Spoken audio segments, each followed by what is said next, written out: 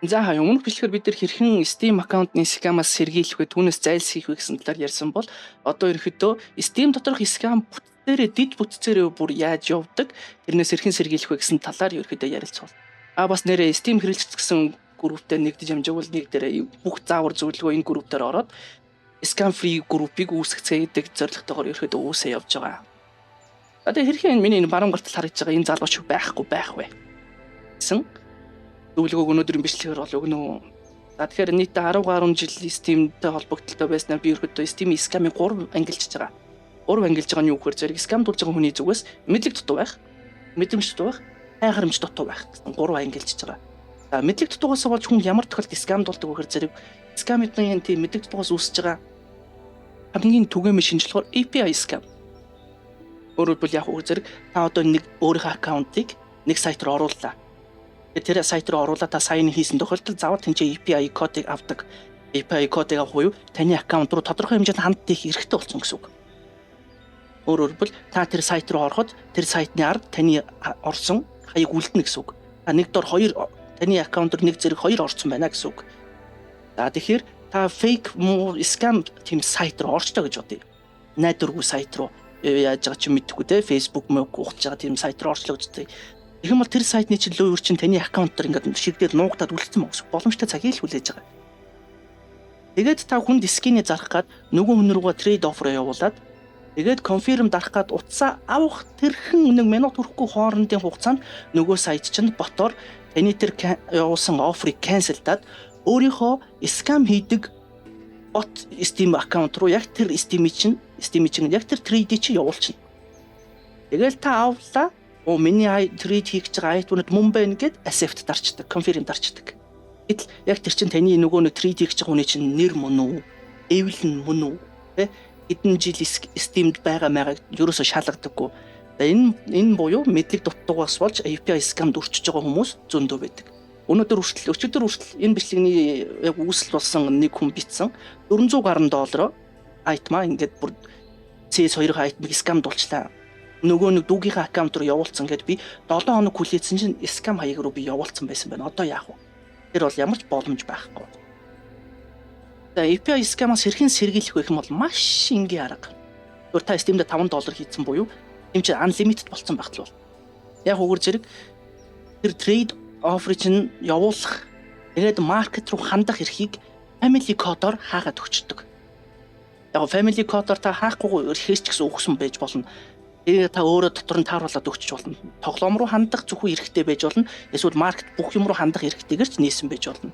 Жишээ нь нэг та өөрөө зохиогоод өгч. Энэ код байхгүйгээр тэр хүн чинь маркет руу орох, өөр хүн амтны руу трейд оффер явуулах боломжгүй. Ийм болохоор та ёстой жигэн энэ family code-ыг хийцүүлдэг хүссэн сайт руугаа орсон ч болно. Гэхдээ тэр нь бас дутагдaltaй талтай. Тэр нь яадаг вөхөр зэрэг бүр одоо энэ scam хийж байгаа нөхдүүд чинь дандаа л бүр юм нэг жалах довны бүр бүр тийм өлөн хүмүүс байгаа. Тийм хүмүүс чи яах вэ гэхээр зэрэг энэ Steam-ийн point-ийг бас хулгайлдаг. Яадаг вэ гэхээр зэрэг энэ point-ийг одоо чинь энэ хүн рүү ингэж орлоо. Ийшээ ингэж орлоо.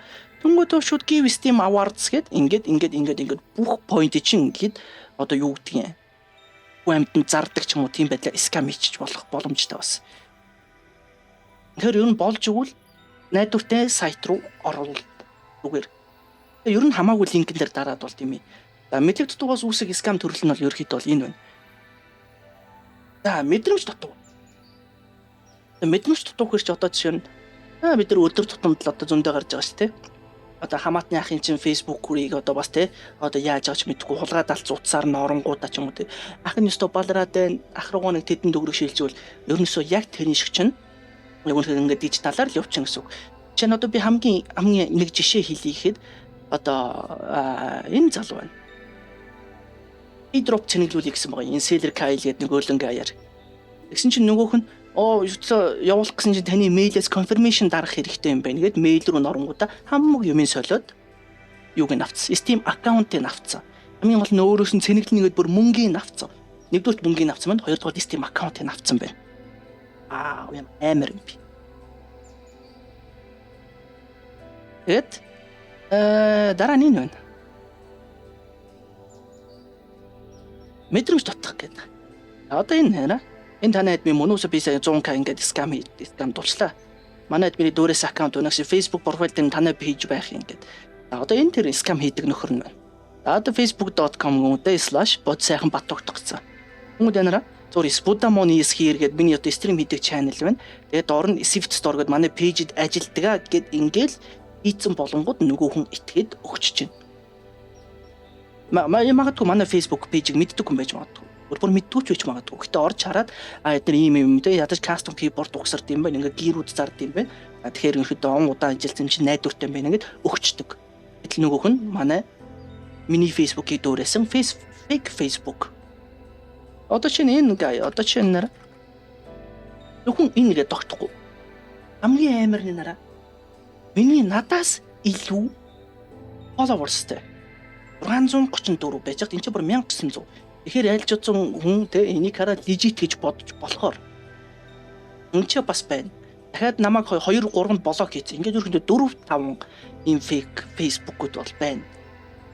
Тийм ээ. За түүнтэй хамгийн амар энэ тэгээ залуу яаж хийдэг гэж одоо би шинэ ингээд channel дээр дараад ингээд харуулчихж байгаа. Одоо чинь нараа би Swift-д ажилладаг шүү дээ буруу үзүүлчихэж байгаа.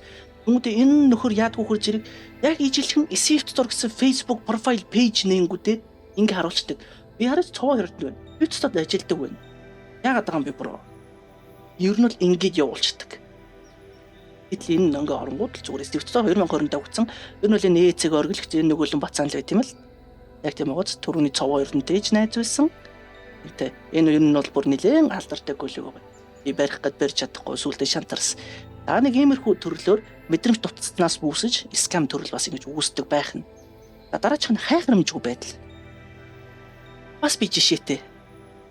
Стимэд хийх үү? За 10 хийж байгаа яаж хийх юм болоо хэ. Ингээ те өөрөө Facebook би одоо юу линкийг тавиад ингээ нэгэд групп чат нэхэд л болно. Request явуул миний Facebook байна. Ингээ. Тэг битсэн. Битсэн.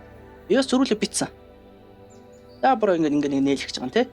Ингээ групп чат нэгээрээ окей. За сайн хараарай. Fake Facebook-д байдаг шүү. Бас байдаг шүү гэж хэлж байгаа. За ингээ 9 би бичиж байгаа. За ингээ биччихээ. За энэ хооронд юу болоо ажтай хоорондоо юм бичээл явна гэгээд би босоод алтгаар ороод зүгээр цай хийгээд буцаад ирэх хооронд 8 минут өнгөрөх хооронд хүүе яасан бэ нийлээд скам шаагаад байгаа. Би групп чат нэгээч гэж яснаас үлдээ ойлгомод чи аимшигтай байгааз. Гэтэл би энэ хэлсэн шүү дээ. Сайн хараарай өөр Facebook-ууд байгаа шүү. Тэгээд над руу тэгээд зөндөө угаасаа бичдэг л дээ. Би зүгээр танай админ ингээ зүгээр хайхад л одоо энд бас ингээ гараад ирчихнэ. Энэ ингээ танай админ уу? Энд бас ингээ бичиж байгаа юм. Ингээ танай админ уу гэд. Яваац ингээ. Гэх мэтлэн ерөөхдөө яг миний мэдлэгээс миний туршлагаас үүдээд яг энэ бичлэгийг хийгээд нэг бодоод нэг 4 5 хонсон. Тэгээ 4 5 хоноход толгойтор орж ирж байгаа нь бол ийм 3 төрлийн скам ер нь бол түгээмэл яваад байна. Тэгээд өөр системтэй холбогдолтой асууж авлах судалмаар байгаа юм бах юм бол бичлэгний доор комент хэсэгтээ биччихээрэй. Нэрээ бас өмнөх бичлэгийг үзээгүй бол яг одоо энэ харагдж байгаа линкээр ороод үзээрэй. За баярлалаа.